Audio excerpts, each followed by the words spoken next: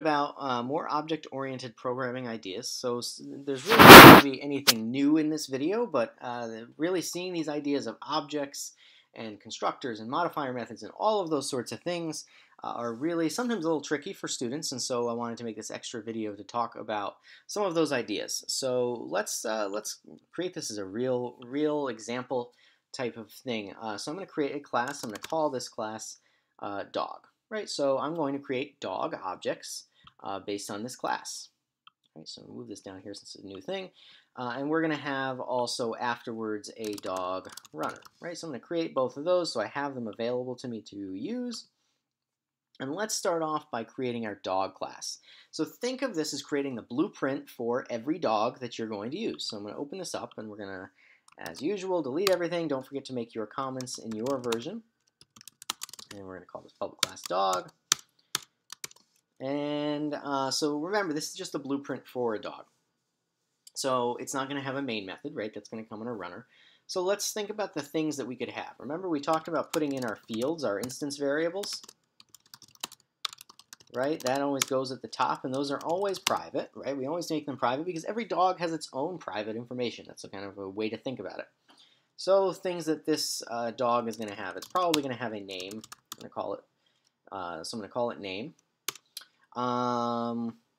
Let's say we have some other things with it. We have an int, and that's its age.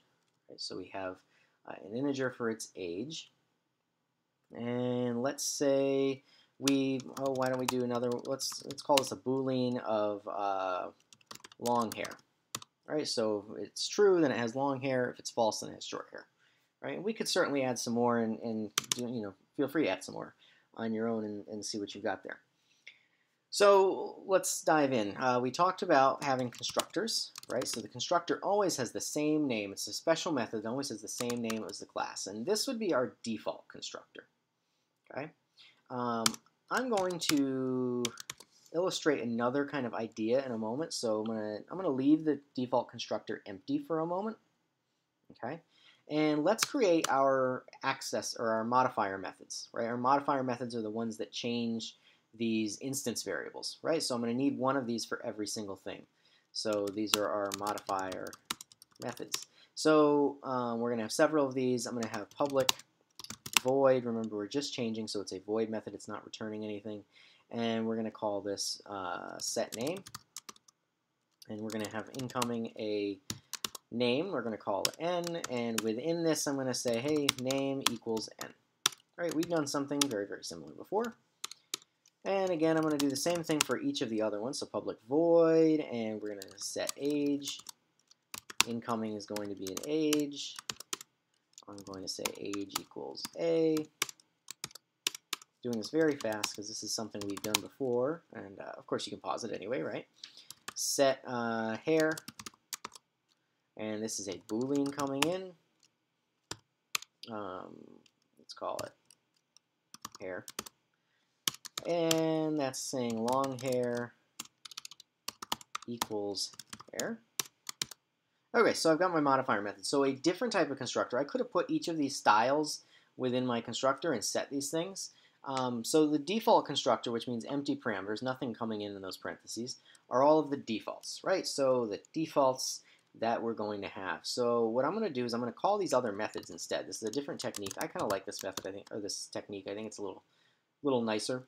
So I'm going to say set name. My default name is going to be the dog. All right, that's a very basic default name, not very exciting. Its default age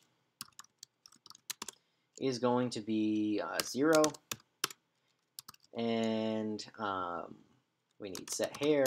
So its default hair is going to be short. So I'm putting in false, right? So that means when this method is called, when the constructor is called with the default constructor, all three of these methods will run in this order. It's also worth noting, even if you don't write a default constructor, technically Java has one happening. There's just nothing really special happening with it, right? So just kind of a side note on understanding how Java works. I'm now going to create a couple of other constructors. So public dog, and this time I'm going to have some parameters coming in. Let's say we only have a string coming in.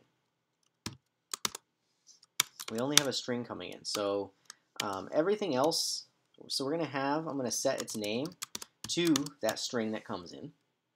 And then I'm going to copy the other ones over. So this is saying, yeah, this is kind of a default constructor in a way, right? The only thing we're setting is the name. Now I'm going to put in, let's create another constructor, dog, and let's say I only want, let's say I want to do the name and I want the age. So I've got a string coming in and an integer coming in. Again, remember in any method that we're sending, they're going to go in that order. It's very important that we keep that order. So we're going to set the name, again, to n. We're going to set the age to a. And we have to have a default for hair, so let's call that false as well. Okay? And lastly, I'm going crazy with writing all kinds of constructors here. Let's write one more, and there's some I'm missing too, of course, you could write more of.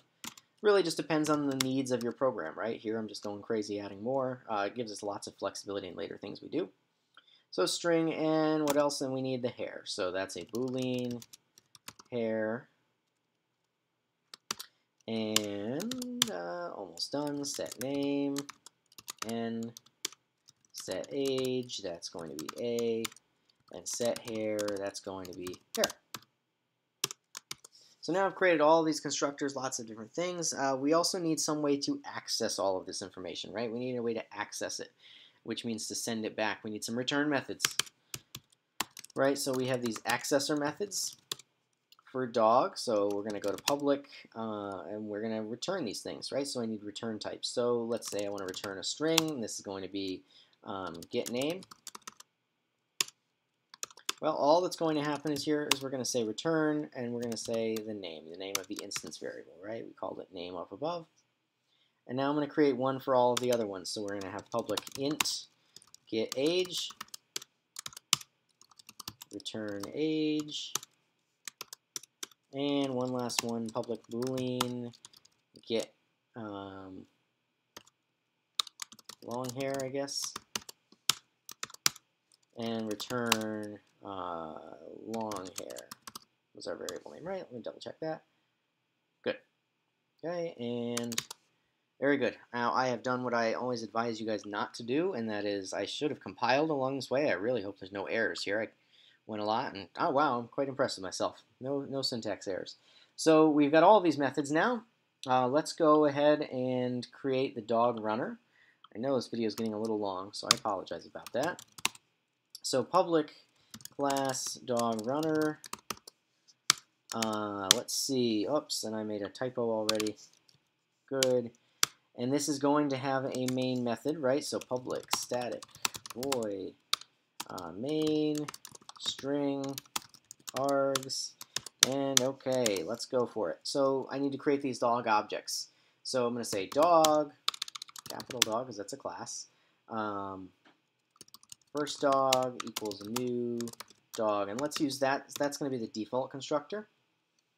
And let's print out some information about him. So we're going to do system.out.println, and I'm going to say,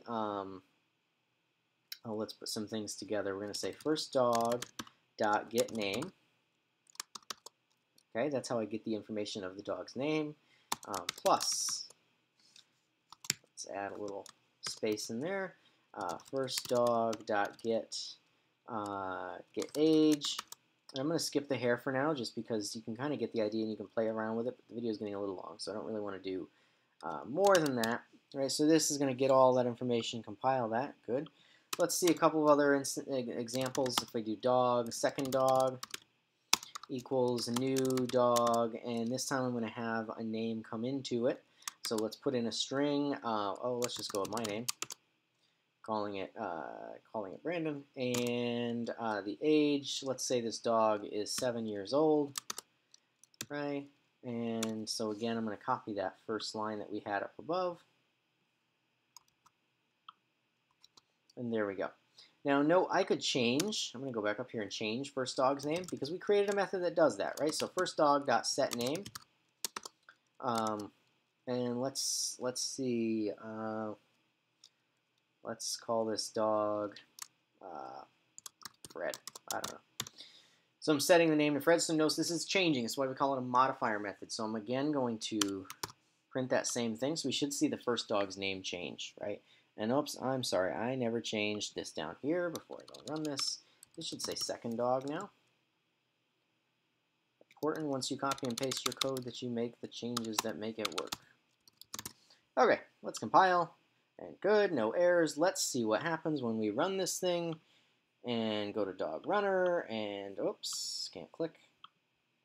Run that main method and good. The dog, that was its name. It had an age of 0. Fred still had an age of 0, right? Because we didn't change the age.